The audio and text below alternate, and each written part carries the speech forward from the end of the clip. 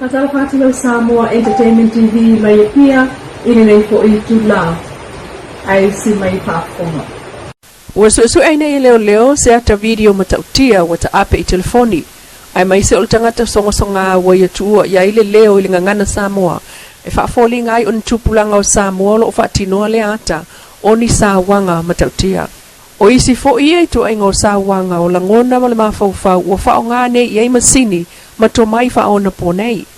O le tala mai le sui komsino leo mo falpui le sunga o Paulo Ngoitino Filippo ina ofisingia le tiopolencia fa tau le atalea na ia sauno wasu ai nei tangata poto fa to al tanga wenga o se ata fa ta alonga po se ata moni na ia ta o fo ya tonu folinga o se video game pe ta yo le onga tele folinga ma ia o le ata matulanga lo fa tino fa onga ai folinga o tangata ma leo o lo tau tala fa tino ngole ata o ngana Samoa ai o leonga tele le va ai mata iai le la sanga le na le o fa iai so ngal tanga ngo leo pensa no su kom sina mai ilo ele IT leo fa nga ai masini fa ona pone fa joy so nga fa soli tu la fono e lo ai to ngonga wingan fa tino ai le ata o ta ape atu i telefoni o pole nga pe ona yesa no ona onia afianga o langona ai o fa tu pomana tu fo i fa na la ai te mata inei tu ai ngo sawanga matautia wo o iai le songa il fa o ngai no to mai fa ona ponei ini sil talal te mi momuale o val au diai le tunu a to ala vo Samoa mai la vai au fai fale ainga ile lo ia o fai business il fai manga male fo mai il fai fe au ai tanga tanu o molta to tunu e au wai ile fa mana tuino le onos fulu tau sanga o le tuto tasio Samoa e pei ona to e au talu mai ele office silam tanga luenga o le official palemia le sunga nga Vili shem leo o le tau sanga nei ia ua to fa ile fionga te fono ia mai se fo fionga minister ia pa ia o cabinet e na ia se e atu fa tinonga o tato por kalame i le pa ia o i tu malo a fio anga malal fanga e tau sanga nei ile silsila fo ile te o malo o le o tato o le tato yu peli tai mane e le ono sfuru tau sanga nei mai ele amatanga mai fo o tato tal fa solo pito le fio atu le fio ngal minister sa awa yu mole tu no o tato mau sa mo moli ia ina ia tuto tasiru tato tu no ia le o tato o ai i fariseu i nei vai tau o le ngangala ia ina ia mafai le tu no ona nuti me fatas ma lolo pito va i tu tonu lava o lau fanua ia ai mai sero loto i fale i pa io o fio anga malal fanga mis fo i tu malo i le tatu fa mana tunga lea i tau tonga lal polka la mele o iai e a mata i le vai luanga o pole solu o le aso tolu tasi lea o le aso tolu tasi o le tolu tasi o me o le vai luanga lal pole solua ta pola mai se il fa fo mai o le tunu o le vavea o tonu ana o le solu o le aso mua yuni o iai la le fofuanga i le tatu sanga le fionga le taita i fono le fio atu fionga i minister ma le tatu komiti ina ia whaailo ato le au lia e pa io le tunu o lona ono sfulta usanga o tatu malo tuto tasi a fai fo i finangalo se fio anga mse la alfanga e sisi ai altanga vai e ila latou whaelonga ino le fua e le o tau fiel tu langa le na ma o le walafo atu i le paia o le pulenga wa malo alim fai pule ia mai se foi ia o se whaamal malunga foi o sui ma malo le palmene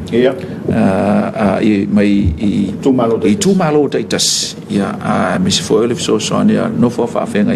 ina i ta pena i sao ninga lea so fatasi mal sao ninga al tatu malo le ala fatino il malai mo malai o tia fau le tai au lea man tu fo le aso mo le o le aso malo lo tasi fo le aso malo lo le u fatu langa ina le tatu malo le aso lu ia tele ini sport kapon talonga ia a poni fa fianga tulanga uma e fatino la vai tono fio anga malal fanga ai ta penanga la vol singa fua honors full tau sanga Samoa le ufa popo mai fo ile fionga te fono la uli mali to le wotea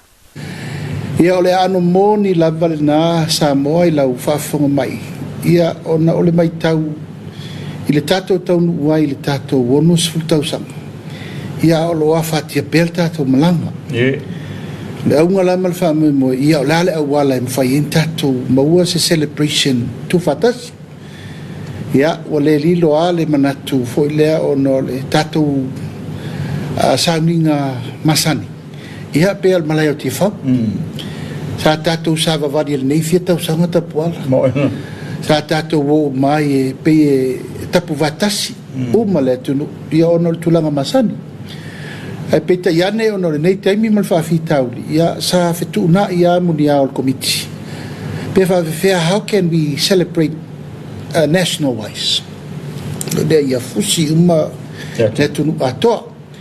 ia wa fau manatul committee ia wa mawai ma fau ngale lei mal to fa ali mal to fa saili ia wa maua lol ma fau ngale ia ole tar sanga lo le tunu ile pule mamalu ali in fai pule mamalu le kalesia ita yumo e kalesia mai se fo I fata fai taulanga e fio le tunu ia ina ia alofa ia tatu fa moi ole anga ia tatu fai se lo tu fa tai fatasi ai mai se ole wai taimi le wai uma tangata samo uma mol fa manatuina al tu langa la vai el polkalam ia ta pola tele faiatu ola si la fia le lei ele tu malo me masani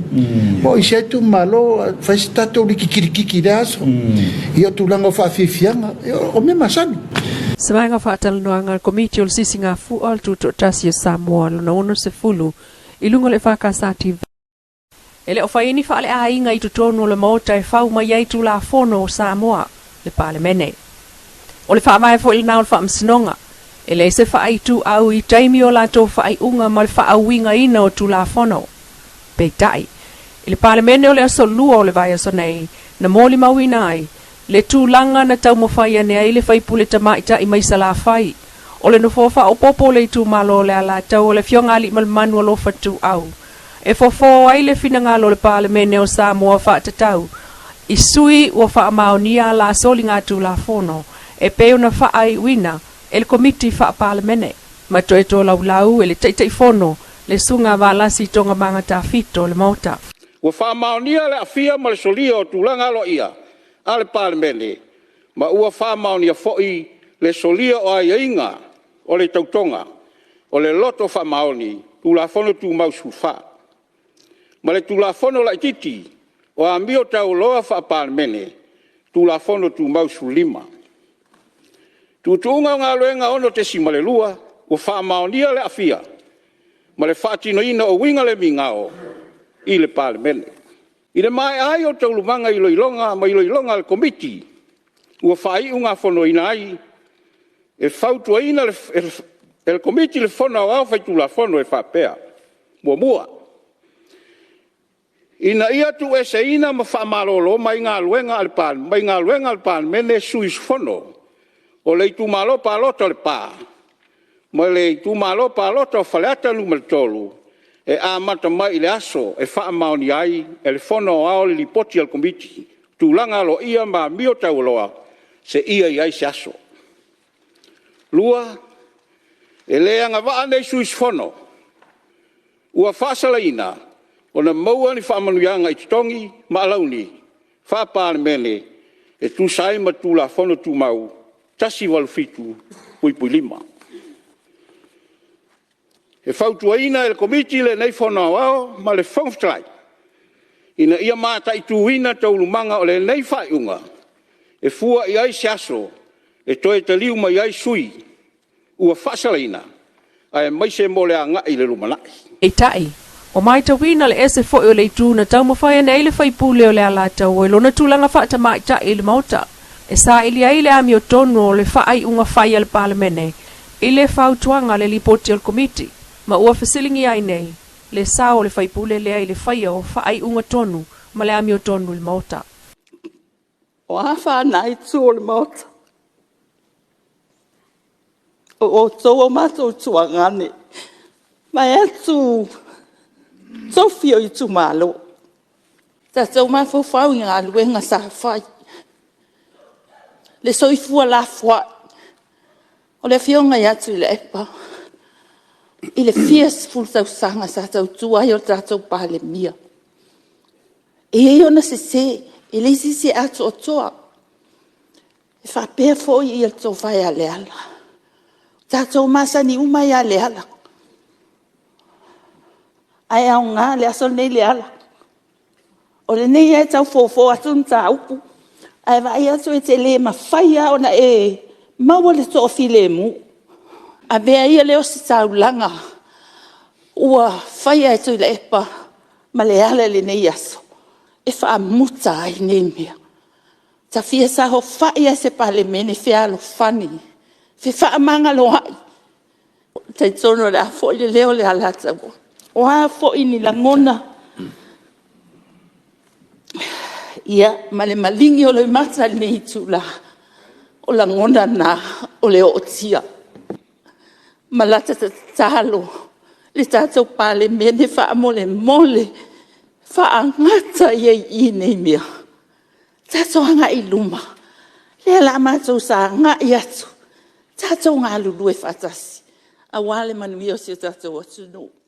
Le toi tau whaasao ina ma le tonu whaai unga whai e le mauta whai tulafono Samoa le aunga atoa le talia ai ma le langolango. E le fionga le whai pule tamaitai o le tu maloro tu whanga ai o le pale mia o Samoa pia mena o mi mata afa o le whautuanga al komiti whaasanga I whai pule to lua mai le tu o ngai le malo.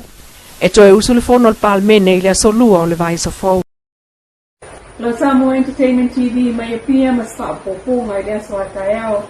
I le aloko le tua ai whasoi fuaya.